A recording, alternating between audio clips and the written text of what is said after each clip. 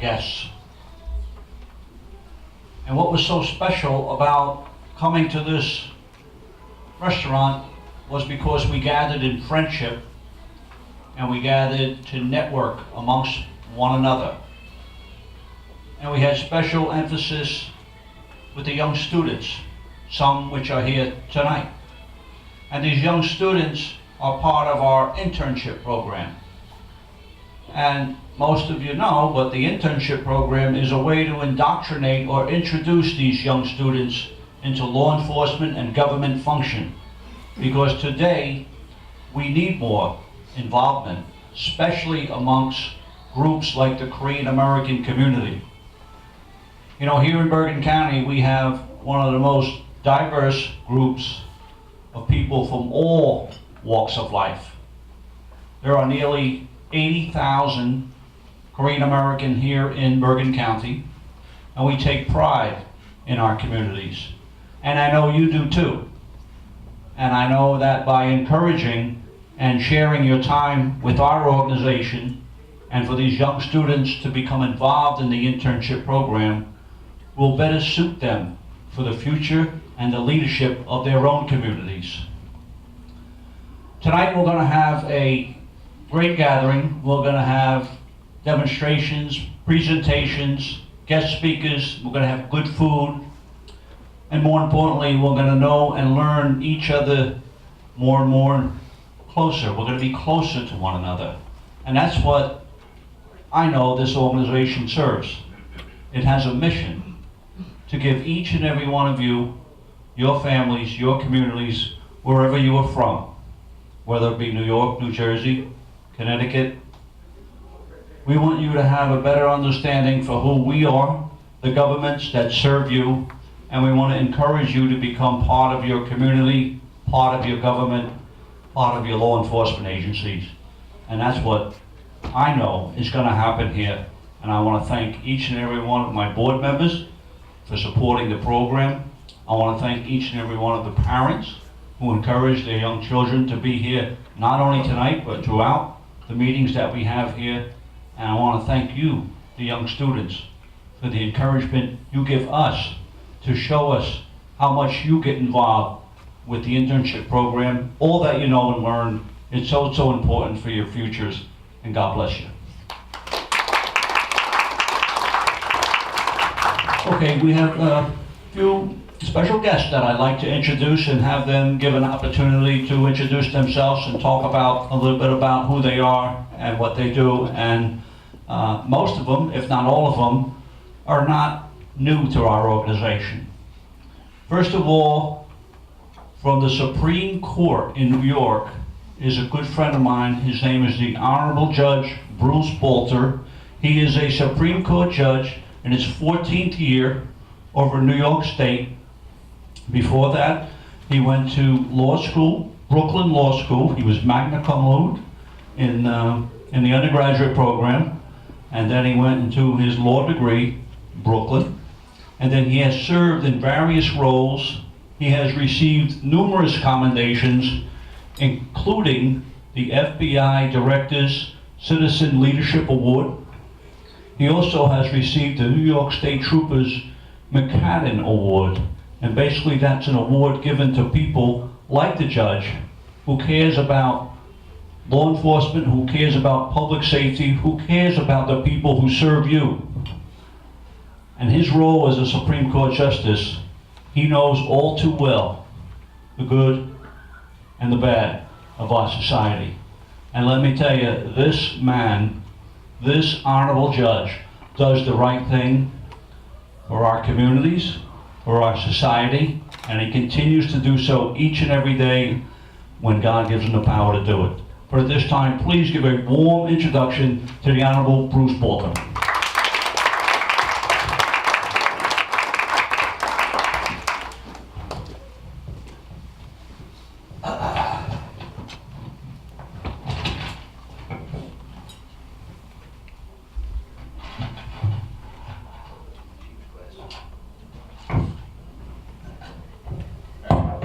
I never needed a microphone when I was in court. People are terrified of judges. They're all very quiet and disrespectful.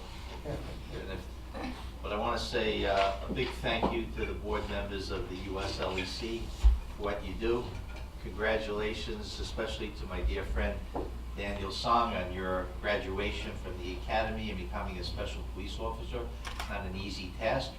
I remember graduating the FBI academy, and it's not an easy task. So congratulations to you in your new endeavors. Represent your community well with honor and distinction. And thank you to the young people, the hope of our great country, our visitors from far and near. To the honorees from Ridgefield Park, Paramus, and Fort Lee, congratulations to you. To those of you who came from other universities and schools to visit your loved ones, like from Vanderbilt University, where are you, waving your hand? You know, it's very, very nice what this group does. And I'm glad to see my dear friend Nick DeMauro here from Lead. He's goes out of his way to educate people about the plague of our society. It seems to become just popular now, the opioid. Every couple of years they rename it. It's a drug epidemic, but they have new names for it. And Nick's always been in the trenches there, educating law enforcement agencies, schools, and young people about the dangers that societies pose for them, and the peer pressure from people you go to school with to go onto the other side. But I know this community very well, and I've gotten to know the board members of this great organization, and your sincere commitment to respecting the values that your parents and grandparents imbued in you when you came from Korea, and continued in those great traditions of respect for our elders, law, society, religion, and communal integrity. So, you know, I can't always be that serious, so let's go to a lighter note. A preacher said anyone with special needs who wants to be prayed over, come forward to the front by the altar. And with that, Leroy got in line, and when it was his turn, the preacher asked, Leroy, what do you want me to pray about for you? And Leroy replied, Preacher, I need you to pray for help with my hearing. The preacher put one finger of one hand in Leroy's ear, placed his other hand on top of Leroy's head, and then he prayed and prayed and prayed, and he prayed a blue streak for Leroy. And the whole congregation joined in with great enthusiasm. And after a few minutes, the preacher removed his hand, stood back, and asked, Leroy, how is your hearing now? And Leroy answered, I don't know, preacher. It ain't till Thursday. You have to understand that. Okay, so when I was,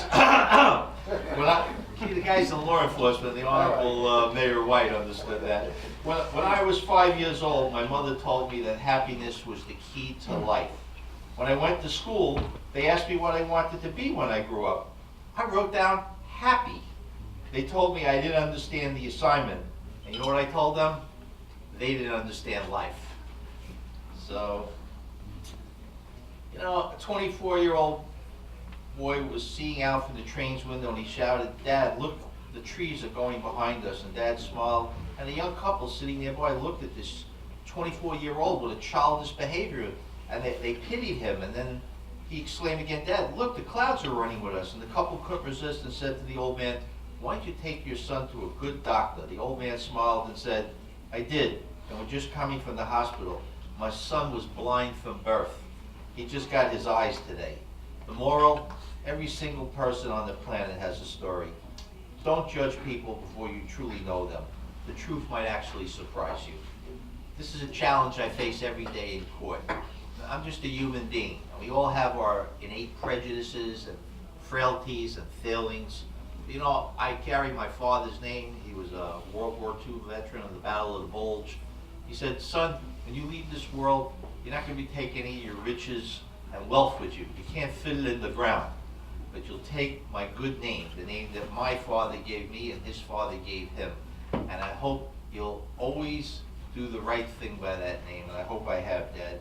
So, you know, we'll tell you about my political persuasions. Judges can't be political, but I recently asked my friend's little girl what she wanted to be when she grows up, and she said she wanted to be President of the United States. Both of her parents, liberal Democrats, were standing there. So I asked her, if you were president, what would be the first thing you would do? She replied, I'd give food and houses to all the homeless people. Her parents beamed with joy. Wow, what a worthy goal, I told her. But you don't have to wait until you're president to do that. You come over to my house now, mow the lawn, pull the weeds, sweep my driveway, and I'll give you $50. Then I'll take you over to the grocery store where the homeless guys hang out, and you can give them the $50 toward food and a new house. She thought that over for a few seconds, and then she looked me straight in the eye and asked, why doesn't the homeless guy come over and do the work, and you can just pay him the $50? I said, welcome to the Republican Party. Her parents are still not speaking to me. So, you know, I wasn't always a judge. Back in the 70s, I scored in the top of my class to enter the police academy, my lifelong dream to become a police officer, only to be thwarted by the city job freeze on hiring. Two of my professors in law school were professors from the famous class of 1948 after World War II. They went on to be high-ranking members of the department and encouraged me to continue my studies in criminal law. I went on to spend a year in the police legal division with Lieutenant Matty Byrne, whose son was executed guarding a drug witness in Jamaica. I attend his son's mass every year religiously. And he later gave his son's shield to President George Bush. I made friends for life with those people that I worked with in the department, and I never forgot their good wishes. I received a commendation for bravery from then Chief of the Transit Police for coming to the aid of a young transit officer during an armed robbery and securing the arrest of that perpetrator and retrieving his weapon. He was more excited than I saved his life by saving his weapon, because he told me his dad, his grandfather, and his 4 uncles were all cops, and no one would speak to him if he ever lost his gun. So 20 years later, almost to the day as a judge, I did not hesitate when I saw a young officer on bicycle patrol knocked to the ground by an extremely large perpetrator. I drove my car onto the sidewalk, secured the custody of that perpetrator, and on my first day on the bench, I was the only one of 3 judges present at the assault of 6 of our court officers not to have selective amnesia and freely volunteer to testify for the DA in the prosecution of that individual. I secured that individual when the 6 officers couldn't. Remember my army training, put him in a special hold, had him on the ground, and they cuffed him. I might add that that gentleman was eventually convicted. I hope I never changed.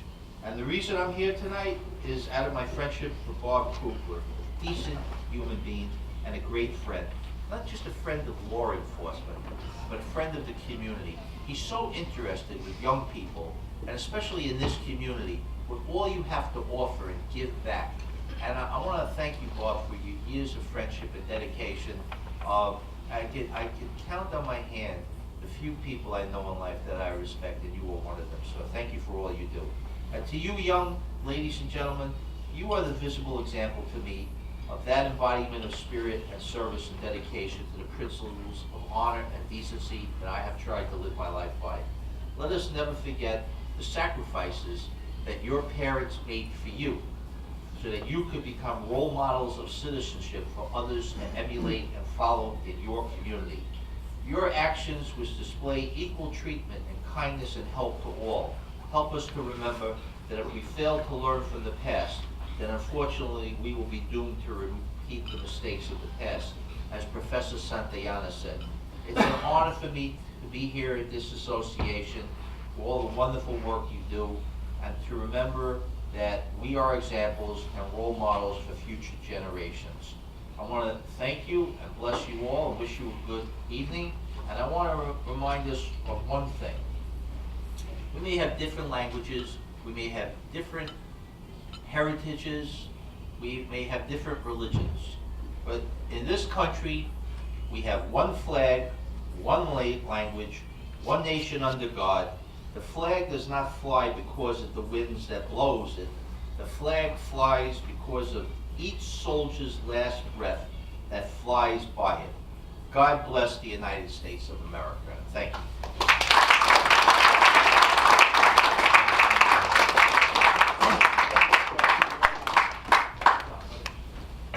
Judge, thank you very much.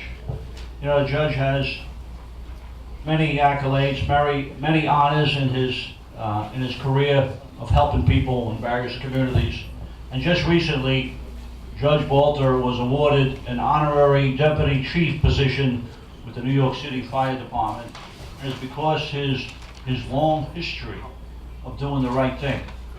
You see, when September 11 tragedy came here to New York, there was many people who assisted in the aftermath, in the cleanup. And unbeknownst to them, they probably, even if they did know, they wouldn't even care. They searched through the rubble, and the rubble contained asbestos, and it contained harmful things for your body, for your lungs, for your breathing. And these people would become ill. These people would no longer be able to work. These are firefighters, these are public safety officials that came running to the aid of those many, many people who perished and were injured. And they became sick. They couldn't work. They were forced to retire. The city of New York fought them, that they shouldn't be eligible for pensions. They shouldn't be able to get health benefits for the illness that they caught being a public official. But Judge Balter, in his many years of sitting there doing the right thing, said, no, no, no, it has to happen. These families, the families they leave behind, some would even die. They didn't want to give them benefits. But Judge Balter did the right thing. And Judge Balter became an honorary deputy chief, New York City Fire Department. That's one small example of what lies within this man's integrity and his character. And Judge, we want to thank you for your years of service. God bless you. Thank you. Okay, our next special guest that I have an opportunity to introduce at this time is also a good friend of mine. His name is Robert White. Robert White is the mayor of the Township of Saddlebrook. And before becoming the mayor of Saddlebrook, he served with the Saddlebrook Police Department, the police department that I served with, and he was there for almost 34 years of service. But Mayor White, instead of retiring as a deputy police chief and going on and taking all those years of experience and all those years of caring for his community, instead of walking away, he came right back into that community. He does it for $1 a year. He doesn't do it to be rich. He does it to be rich internally in his own heart and his own mind, and he's doing the right thing, not abandoning his community. And at this time, please, round of applause for Mayor Honorable Robert White. Thank you, Chief. Chief, you gotta stop talking about that $1 a year thing. I'm up for election. I'm up for election in 2018, Overpaid.